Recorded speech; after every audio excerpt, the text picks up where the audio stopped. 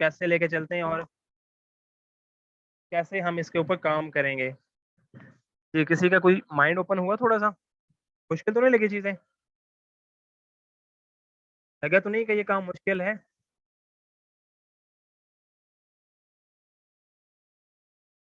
जी, जल्दी से बताइए ताकि हम आगे मूव कर सकें और हम आगे जो है वो स्टडी करें।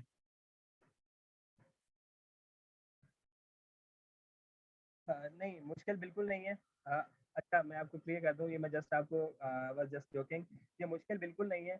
अगर आपका इंटरेस्ट बिल्ड होगा इसके अंदर, मैं ये पहले बात क्लियर कर दूँ कि that is all about interest. अगर आपका इंटरेस्ट बिल्ड होगा और आप वाक़ई इसको लर्न करना चाहते हैं, तो फिर आपके लिए बहुत ज़्यादा ईज़ी हो जाएगा। अभी आपने थ्योरेटिकल चीज़ें पढ़ी हैं, ठीक है? अ, जितनी भी चीज़ें मैंने आपको सिखाई हैं, आपने ये सारी की सारी चीज़ें थ्योरेटिकली पढ़ ली हैं। जब हम इनको प्रैक्टिकल की तरफ जाएँगे और प्रैक्टिकली करेंगे, तो यू गाइस विल अंडरस्टैंड कि कितना ईज़ी है और आपको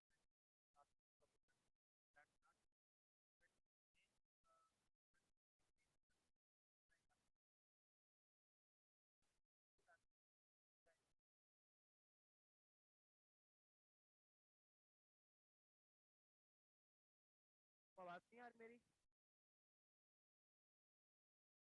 ऑडिबल टू यू गाइस?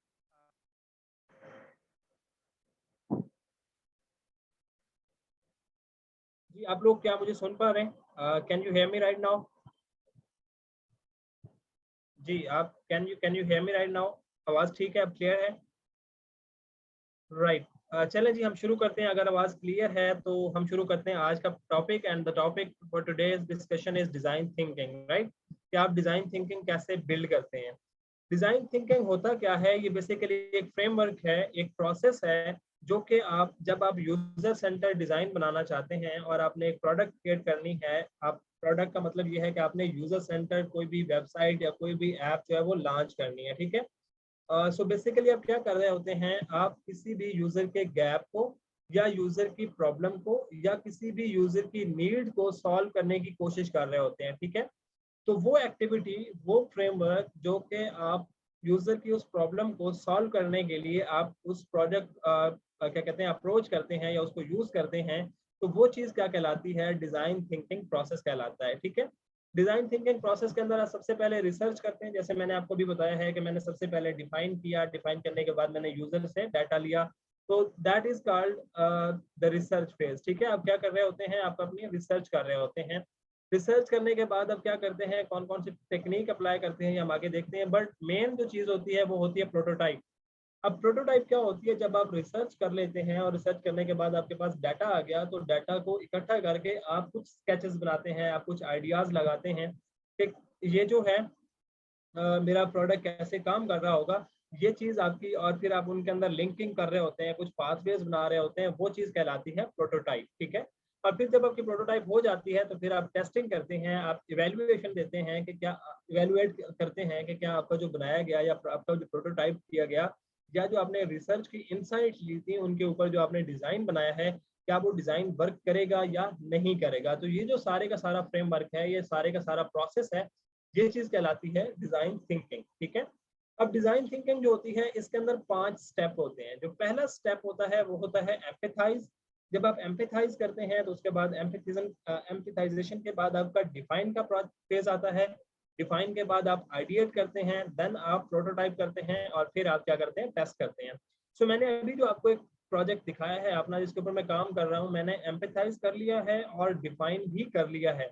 अब मुझे आइडिएट की तरफ आना है, और आइडिएट ये होगा कि जो मेरे मेरे मेरे पास मेरा डाटा आ चुका है, जो मेरे पास मेरे डिटेल आ चुके हैं, उसके बेसिस पे मुझे कुछ आइडियाज़ बनाने हैं, ठीक है? कुछ जो है वो टेक्निक्स को यूज़ करते हुए कुछ सॉल्यूशन बनाने हैं, ठीक है? उन सॉल्यूशन को फिर मैं प्रोटोटाइप करूँगा, यानी उन सॉल्यूशन को लिंक किया जाएगा, उनका एक पाथवे बनाया जाएगा कि यूज़र को अगर एक प्रॉब्लम आ रहा है, तो वो कौन-सा पाथ फॉलो करते हुए किस तरह से इस नीड को जो है फुलफिल कर सकता है, ये प्रोटोटाइप कहलाएगा।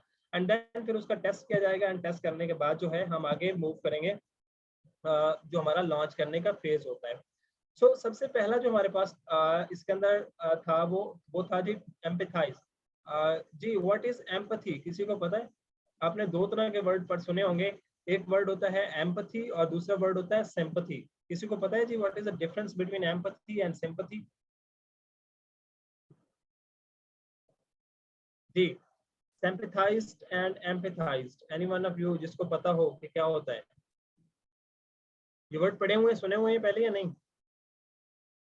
जल्दी से जी बताइएगा ताकि हम आगे मूव कर सकें। Please be quick.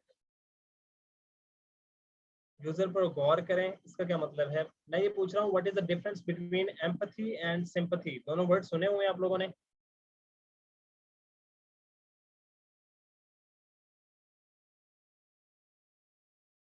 दोनों का वर्ड, दोनों का मतलब हमदर्दी होता है। एम्पैथी का वर्ड भी मतलब भी हमदर्दी होता है और सिंपैथी का मतलब भी हमदर्दी होता है। Empathy to feel what others are feeling, sympathy mean हमदर्दी। राइट, चलिए मैं आपको क्लियर कर देता हूँ। एम्पैथी भी हमदर्दी को कहते हैं और सिंपैथी भी हमदर्दी के कहते हैं, राइट? दूसरे के इमोशन को अंडरस्टैंड करना। लेकिन सिंपैथी वो कंडीशन होती है जिसके अंदर आप अपने आप को किसी अगले बंदे के इमोशन को समझने के लिए उसके लेवल पे नहीं जाते। सपोज एक बंदा जो है वो बहुत ज्यादा रो रहा है, राइट? एक एक बंदा जो है बहुत ज्यादा रो रहा है, तो आप क्या करते हैं? आप बस बैठे बैठे उसको दिलासा दे देते हैं कि यार चलें चुप हो जाए, ये काम अगर ऐसा हो गया तो अल्लाह आपके लिए जो है वो बेहतर कर देगा, और दैट्स इट। आपने सिर्फ इतना सा किया कि आपने उसको कंसोल कर दिया, तो दैट इज सिंपैथी, राइट? आपने उसके लेवल पे जाके उसको कंसोल या उसकी हमदर्दी नहीं दिखाई, राइट? लेकिन एम्पैथाइज जो होता है, ये वो कंडीशन होती है जब जो बंदा प्रॉब्लम फेस कर रहा होता है या जिसको कोई इशू होता है, तो आप उस लेवल पे जाके उसके साथ हमदर्दी शो करते हैं। अगर एक बंदा सपोज बहुत ज्यादा फ्रस्ट्रेशन के अंदर है, तो आप क्या करते हैं? आप उसकी जो कंडीशन है, जो इमोशन है, जो सिचुएशन है, उसको समझते हैं, आप अपने आप को उस लेवल पे ले जाते हैं और फिर आप क्या करते हैं? उसके प्रॉब्लम को रियलाइज करके उसको सोल्यूशन देते हैं। जैसे सपोज एक एक बंदा है जो कि जो कि बेचारा डिसेबल है और डिसेबल होने की वजह से वो रोड नहीं क्रॉस कर रहा, तो आप क्या करते हैं? आप अपने आप को इसी फिनोमेना के अंदर लेके जाते हैं कि अगर सपोज मैं डिसेबल होता या मुझे अल्लाह ना करे ये प्रॉब्लम होती, तो मैं क्या फील कर रहा होता रोड को क्रॉस करते हुए, राइट? तो this is called the empathise. तो जब भी आपने यूजर एक्सपीरियंस के अंदर आना होता है या यूएक्स के अंदर आना होता है, तो आप हमेशा क्या करते हैं? आप एम्पैथाइज करते हैं, राइट? सिर्फ सिंपैथी के साथ जो है वो काम नहीं चलाया जा सकता। इज इट क्लियर कि सिंपैथी और एम्पैथी के अंदर डिफरेंस क्या है? प्लीज बी क्विक, अगर आपको समझ आ गई है तो हम आगे चलते हैं जल्दी से। ग्रेट। सो जब भी आपने, या I, someone mention I, and that's pretty good that you remembers yet the word. So empathize जब कर रहे होते हैं, तो एम्पैथाइज करते हुए आपने क्या करना होता है? अपने आप को यूजर की स्टोरी से रिलेट करना है।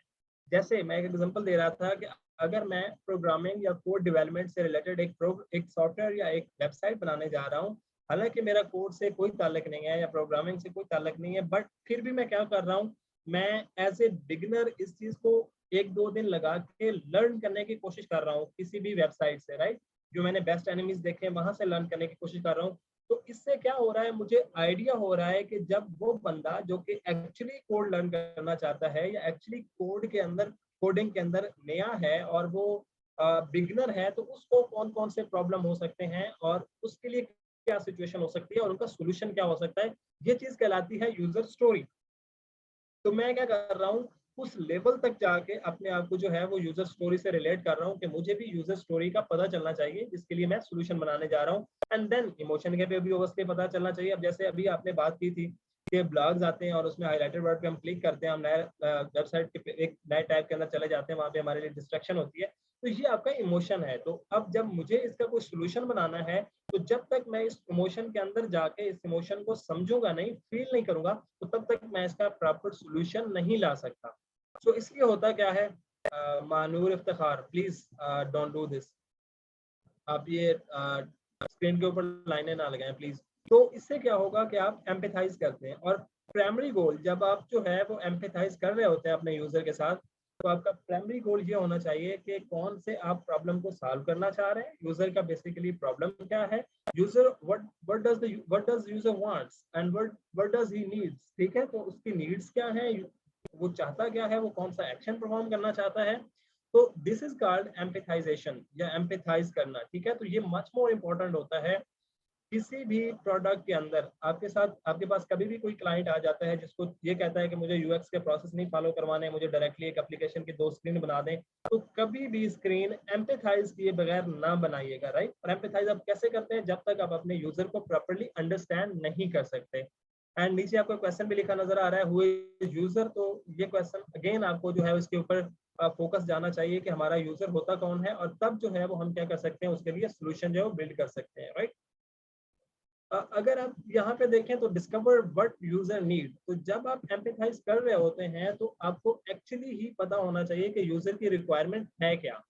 तो अगर आप यहाँ पे देखें तो आप देख सकते हैं कि मैं सबसे पहले आप क्या करते हैं, आप अपनी टारगेट ऑडियंस या टारगेट यूजर को सिलेक्ट करते हैं। लाइक आपको यूजर यूजर के साथ एम्पैथाइज कैसे करेंगे, ये एक फिनोमेना है। आप क्या करते हैं, एक बिजी प्रोफेशनल को ले लें, एक ऐसा बंदा पकड़ लें जो कि बहुत ज्यादा प्रोफेशनल है बट ही इज बिजी, वो किसी ऑफिस के अंदर काम करना चाह रहा है और उसके लिए आपने कोई प्रोडक्ट डिजाइन करना है, या फिर हो सकता है कोई एक स्कूल टीचर है, वो अब किसी क्लास को पढ़ाना चाहता है या अपना कोर्स रिकॉर्ड करके कहीं रखना चाहता है कि अब आने वाले स्टूडेंट्स जो है वो ले सकें।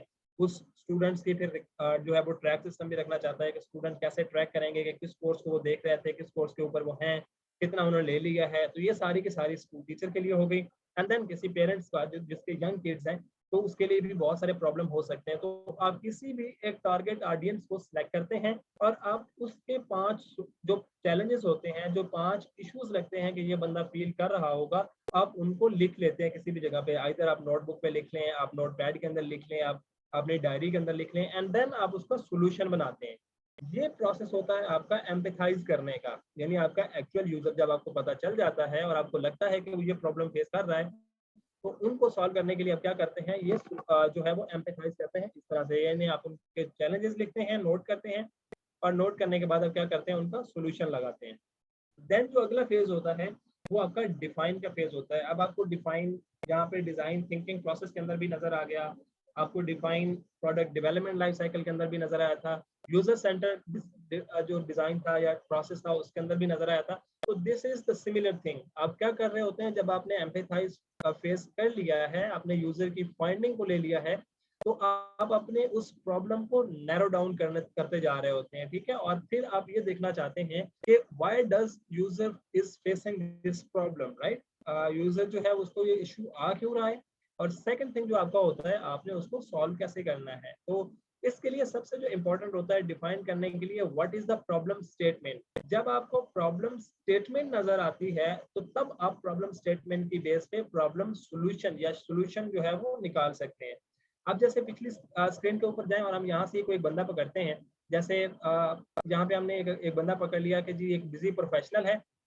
यहाँ पे अगर आप देखें तो यहाँ पे आपको नजर आ रहा है कि सैम जो है, Sam is a manager, busy manager, और उसकी नीड क्या है, a way to integrate healthy eating habits. वो क्या करना चाहता है, अब यहाँ पे हमें बिजी प्रोफेशनल मिल गया जो कि यूजर है हमारा सैम। उसकी करेक्टरिस्टिक्स ये है, या वो जिस लेवल पे है वो मैनेजर है किसी भी कंपनी के अंदर, और वो चाहता क्या है कि वो अपनी ईटिंग हैबिट्स को जो है वो हेल्दी कर सके, राइट। और इसी वजह से he doesn't want to feel like he is on diet। और वो बेसिकली ऐसा नहीं, अब जो मैनेजर होते हैं वो हर टाइम पे ऑफिस के अंदर बैठे हुए हैं, उनके पास खाना टाइम पे नहीं पहुंच रहा, राइट, या वो खाना खाने के लिए उनको टाइम नहीं मिल रहा, तो उनको ऐसा लगता है कि वो डाइट पे हैं, और डाइट पे होने की वजह से कुछ दिनों के बाद वो जो है वो प्रॉब्लम फेस करते हुए अपनी हेल्थ के इश्यूज उनको आ जाते हैं। तो दैट इज द प्रॉब्लम। ये हमारी प्रॉब्लम स्टेटमेंट है यहाँ तक, जहाँ तक आपको येलो नजर आ रहा है कि सैम एक बिजी मैनेजर है और वो ईटिंग हैबिट्स को मेंटेन करना चाहता है। तो अब हमें डिफाइन करना है, और ये हमारी प्रॉब्लम स्टेटमेंट हो गई है। तो जब आपकी प्रॉब्लम स्टेटमेंट आपको क्लियर हो जाती है और आपको रीजन पता चल जाती है कि यूजर क्या किस वजह से जो है वो प्रॉब्लम फेस कर रहा है, तो उसके बाद आप प्रॉपरली जो है वो डिफाइन कर सकते हैं। और अगर आप यहाँ पे देखें तो हमें जो इनसाइट मिल रही है, इनसाइट का मतलब ये होता है कि आपको जो पीछे इस प्रॉब्लम के पीछे छुपी एक छोटी सी रीजन नजर आ रही है। वो रीजन ये है कि वो basically he doesn't want to feel like he is on diet, यानी उसको वो ये नहीं फील करना चाहता कि वो जो है वो डाइट के ऊपर है। देन जब आप डिफाइन कर लेते हैं, आपने अपने यूजर को अंडरस्टैंड कर लिया, आपने उसका जो सोल्यूशन था आपने प्रॉब्लम स्टेटमेंट की फॉर्म में ले आए और उसका सोल्यूशन भी निकाल लिया, तो फिर आप क्या करते हैं, आप आइडिएट करते हैं। अब जो आइडिएशन का फेज होता है या आइडिएट होता है, इसके अंदर आप ज्यादा से ज्यादा सोल्यूशन निकालने की कोशिश करते हैं। अब इसके सोल्यूशन क्या क्या हो सकते हैं, सपोज आपको क्या लगता है जी इसके क्या क्या सोल्यूशन हो सकते हैं, जल्दी से बताएं। एक बिजी मैनेजर है, उसको खाना टाइम पे नहीं मिल रहा, what kind of solution he has, या उसके लिए हम कौन कौन से सॉल्यूशन जो है वो निकाल सकते हैं। इसकी बेस पे आपका आइडिएशन का फेज जो है वो क्लियर होगा। जल्दी से जी आप लोगों को बताना चाहिए कि क्या क्या सॉल्यूशन हो सकते हैं।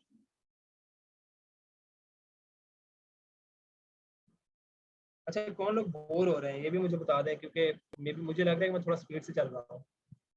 इन्होंने बताया जी उनको रिमाइंडर आने चाहिए, प्रिपेयर लंच के, ऑनलाइन फूड ऐप हो सकता है, फास्ट डिलीवरी हो सकता है, राइट, ऑर्डर फूड हो सकता है, ब्रेक करनी चाहिए, राइट। जी हमजा, यू कैन स्पीक, या अगर आप लिखना चाह रहे हैं तो you can write, order food online, right. अच्छा, सभी लोग जो है वो डिजिटली सोच रहे हैं, किसी के माइंड में ये बात नहीं आई कि उसको एक मुलाजिम रख लेना चाहिए जो कि उसको खाना टाइम पे पहुंचा दे, चले किसी और का घर चलना शुरू हो जाएगा। तो किसी को कुछ थोड़ा बहुत आइडिया नहीं आया। Think think like multiple ways. सभी लोग जो है वो ये कह रहे हैं कि उसको ऐप होनी चाहिए, ऑनलाइन ऑर्डर करना चाहिए, मल्टीपल वेज के साथ सोचें।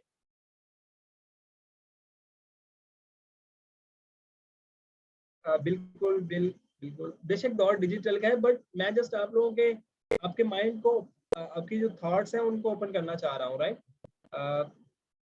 जी ऑफिस के अंदर बिल्कुल ब्रेक होनी चाहिए खाने की, but remember he is a manager. ये आपने उसके स्टेटस को भी देखना है, कोई छोटा मोटा एम्प्लॉय नहीं है, ही इज द मैनेजर। और मैनेजर किस लेवल का होता है, या वो ऑफिस को कैसे डील कर रहे होते हैं, या कंपनी को डील कर रहे होते हैं, आपने उस पर्सपेक्टिव के साथ भी सोचना है। So think bigger. Maria, don't think about just app. मैंने ये कहा है कि आप कौन सा सोल्यूशन बना सकेंगे, आप इसमें सोल्यूशन बहुत सारे हो सकते हैं, जस्ट ये नहीं है कि उसके पास ऐप हो। ऑफिस बॉय होना चाहिए, या ऑफिस बॉय भी हेल्प कर सकते हैं। सो अब देखें आप लोगों ने क्या किया, आइडिया निकाला है, ठीक है। Appetiser would make him realise, नहीं एपिटाइजर की जरूरत तो नहीं है, he is already feeling like hungry, उसको पहले से ही जो है भूख लगी हुई है और उसको पता है कि मुझे खाना खाना है, but he is too busy professional जो कि अपने काम को डिस्ट्रैक्ट थोड़े टाइम के लिए भी नहीं करना चाह रहा, राइट। तो जैसे लास्ट अगर आप ग्रीन लाइन पढ़े तो यहाँ पे लिखा हुआ है कि he doesn't want to feel like he is on diet, वो ये फील नहीं करना चाहता, but he is on diet due to his professionalism, उसको लाइक वो वर्क की वजह से बहुत ज़्यादा बिजी है। सो ट्राई टू अंडरस्टैंड कि प्रॉब्लम क्या है और प्रॉब्लम के अंदर इंसाइट क्या आ रही है, और जो स्टेटस है वो क्या है, और उसकी सोल्यूशन किस तरह से आनी चाहिए, क्योंकि आपको यूजर के स्टेटस को भी मेंटेन करना होगा। जैसे मैं एक थोड़ा सा सपोज एक एक एक आपको आइडिया और देता हूँ कि आप जो है वो कोई ऐप डिजाइन करना चाहते हैं जो कि बच्चों के लिए है, तो वो स्टेटस और है आपके यूजर का, और अगर आप इसी ऐप को देख के आप 65 ईयर ओल्ड एक मेल के लिए या मैन के लिए बनाना चाहते हैं, सेम ऐप है, सेम काम है, लेकिन उसके अंदर अब आपने यूजर कैरेक्टरिस्टिक्स को देखते हुए आपने एक्सेसिबिलिटी को चेंज करना है। तो ऑलवेज रिमेंबर कि यूजर की कैरेक्टरिस्टिक्स क्या है, यूजर का लेवल क्या है, यूजर की नीड क्या है, और उससे हमें इनसाइट्स कौन सी मिल रही हैं, राइट। सर्वेंट हायर करें। अच्छा, अब लोग कुछ माइंड जो है वो ओपन हो रहा है ना, कुछ आइडियाज आ रहे हैं जहन में कुछ। uh, अच्छा जी, पहले फूड प्लान बनाए एंड फिर सर्वेंट को बना के डिलीवर कर दे, राइट। इसके अंदर भी टाइम कंज्यूमर होगा, सो time management is much more important, ये भी चीज़ आप लोगों ने माइंड में रखी। चलें हम आगे बढ़ते हैं जी। अब जितने आप लोगों ने सोल्यूशन बताए हैं ये सारे के सारे सोल्यूशन आते हैं आइडिएट फेज के अंदर, राइट। आइडिएट फेज क्या होता है, जिसके अंदर आप अपने कोलैबोरेटिव ब्रेनस्टॉर्मिंग करते हैं। अब कोलैबोरेटिव ब्रेनस्टॉर्मिंग यही थी जो कि आप लोगों ने की है, यानी आप लोगों ने एज ए टीम मिलके डिफरेंट आइडियाज जनरेट करने होते हैं, और उन डिफरेंट आइडियाज की बेस पे आपने उस गैप को सॉल्व करना होता है, उस गैप को फुलफिल करना होता है, राइट, जो कि यूजर फेस कर रहा होता है। तो आइडिएशन फेज एक ऐसा फेज होता है जिसके अंदर आपने अपना प्रॉब्लम स्टेटमेंट ले लिया, प्रॉब्लम सॉल्यूशन निकाल लिया, और उस सॉल्यूशन के लिए आपने आइडिएशन करनी है, आपने आइडियाज लेके आने हैं कि हमें इस प्रॉब्लम को कैसे सॉल्व करना है। तो जब आप आइडिएशन को सॉल्व कर रहे होते हैं तो उसके अंदर जो सबसे इम्पोर्टेंट और सबसे अहम लाइक एक स्टेप होता है, वो स्टेप कहलाता है क्रेजी एट्स। क्रेजी एट्स क्या होता है, आप इस क्रेजी एट के अंदर 8 टेबल क्रिएट करते हैं, जैसे कि आपको ये नीचे पिक्चर के अंदर दिखाए जा रहे हैं, राइट। और इन 8 टेबल के अंदर आप एक ही प्रॉब्लम के डिफरेंट सॉल्यूशन लिखते हैं। अब ये एक ही तरह की मोबाइल स्क्रीन है, लेकिन उसके 8 डिफरेंट सिनेरियोज बनाए गए हैं। यहाँ पे आपको डिफरेंट 8 तरह के उसके सिनेरियोज या 8 तरह के डिजाइन जो है वो नजर आ रहे हैं कि हम इस तरह भी डिजाइन कर सकते हैं, इस तरह भी डिजाइन हो सकता है, ये इस तरह से भी डिजाइन हो सकता है। तो this phenomena this case is called crazy 8। अब क्रेजी 8 जो होता है, इसके अंदर आपने क्या करना है, आपने ये नहीं सोचना कि क्या ये आइडिया फिजिबल है या नहीं। जैसे हमने पिछले स्टेप के अंदर ये देखा है कि जो ये सैम है, जो बिजी मैनेजर है, उसको एक ऑफिस बॉय हायर कर लेना चाहिए। तो आपको क्या लगता है कि जो कंपनी के एक मैनेजर लेवल पे बंदा है, उसके पास पहले ही एक ऑफिस बॉय मौजूद नहीं होगा? लाइक आजकल के दौर में भी हो सकता है कि उसने रोबोटिक ले लिया हो या कुछ इस तरह का हो, लेकिन यूजुअली क्या होता है, जो मैनेजर्स होते हैं उनके साथ ऑफिस बॉय हर टाइम पे मौजूद होते हैं, या सेक्रेटरी या ये चीजें लोग मौजूद होते हैं, जो कि उनके डिफरेंट तरह के जो वेज होते हैं, प्रोफेशन होते हैं, डिफरेंट तरह की चीजें होते हैं, उनको मैनेज कर रहे होते हैं। बट यहाँ पे हमारा ये आइडिया जो ऑफिस बॉय वाला है, ये मे बी वर्क नहीं कर रहा। क्यों नहीं कर रहा? क्योंकि हो सकता है कि अगर वो बिजी मैनेजर किसी मीटिंग के अंदर है और उसका जो ऑफिस बॉय था वो खाना लेके उसी मीटिंग के अंदर ही घुस जाए, जो कि उनके प्रोफेशनल एक स्टेक होल्डर के साथ मीटिंग चल रही है, तो वो सारे का सारा फिनोमेना और सारी सारी मीटिंग जो है वो उसका तो बेड़ा गर्क हो जाएगा, राइट? तो हमें ये चीज कहलाती है फिजिबिलिटी, कि हम जो सोल्यूशन लेके आ रहे हैं, क्या वो सोल्यूशन उस टाइम पे फिजिबल है या नहीं है, क्या वो अप्लाई हो सकता है या नहीं हो सकता।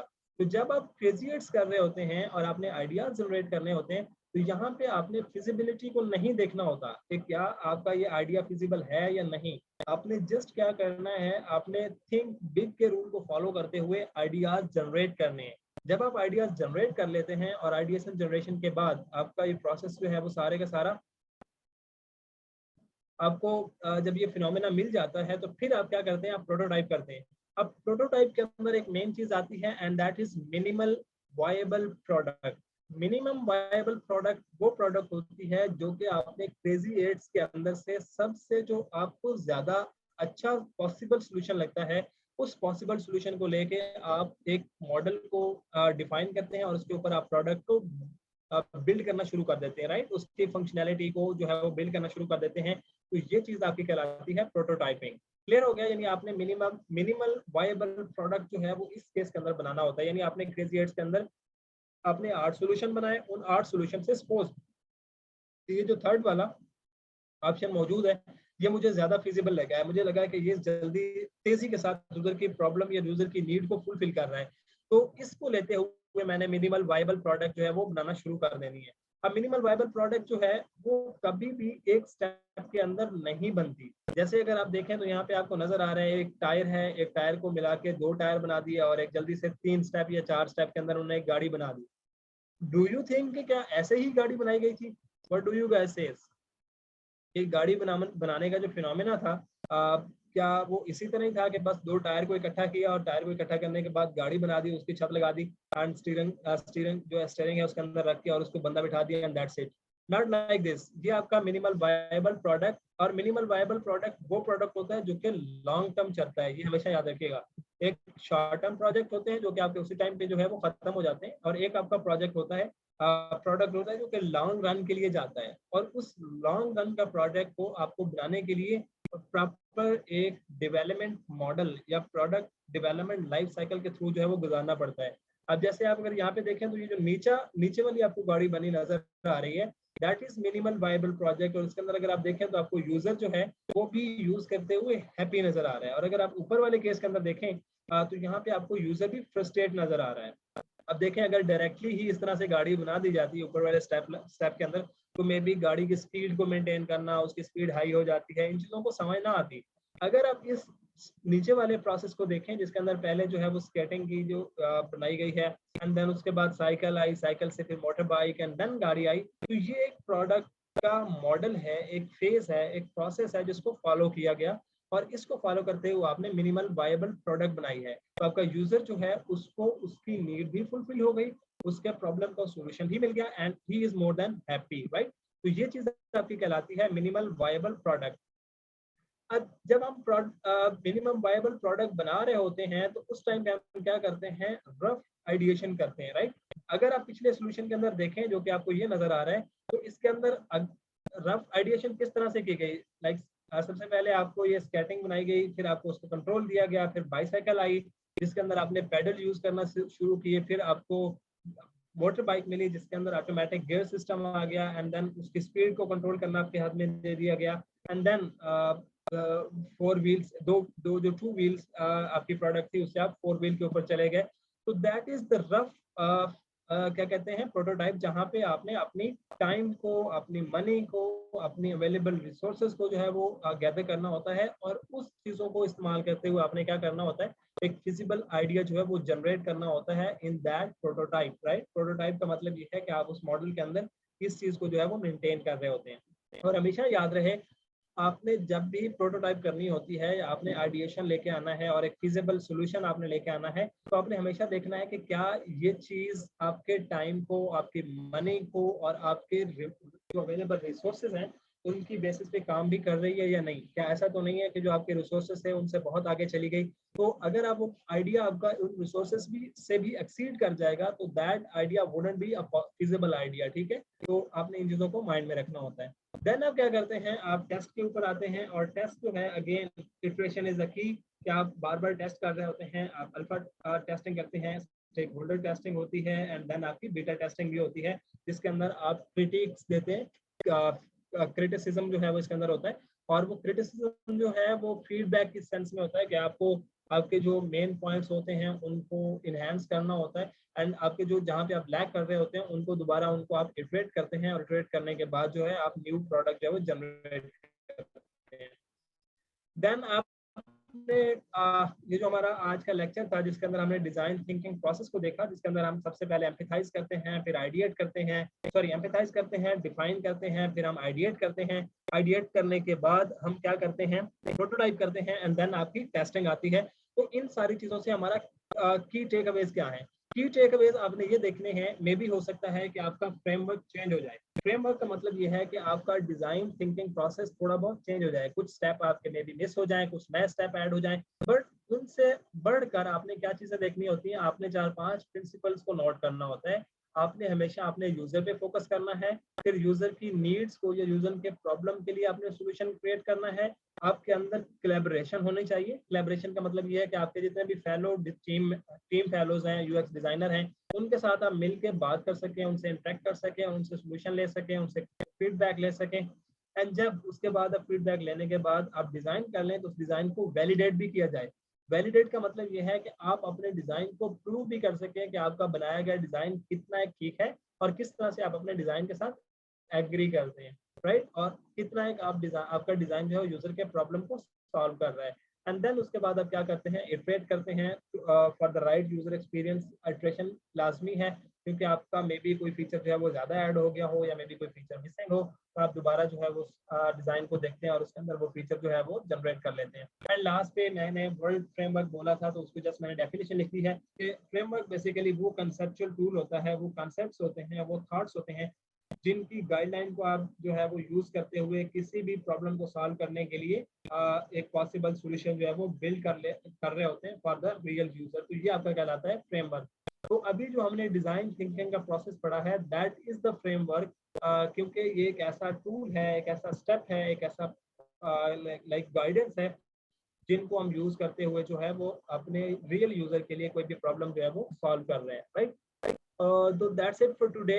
आई होप के आपको चीजें जो है वो क्लियर हो गई होंगी। एंड या अगर आपका कुछ क्वेश्चन है, so you guys can ask. And I think थोड़ा सा आज का दिन मुश्किल था, मुश्किल इन द सेंस कि मे बी कुछ डीप चीजें, आई होप कि आपको क्लियर हो गया होगा। जी, जिनको क्लियर नहीं है, जिनका कोई क्वेश्चन है, वो लोग पूछ सकते हैं जी। You guys can ask. I went smart homemade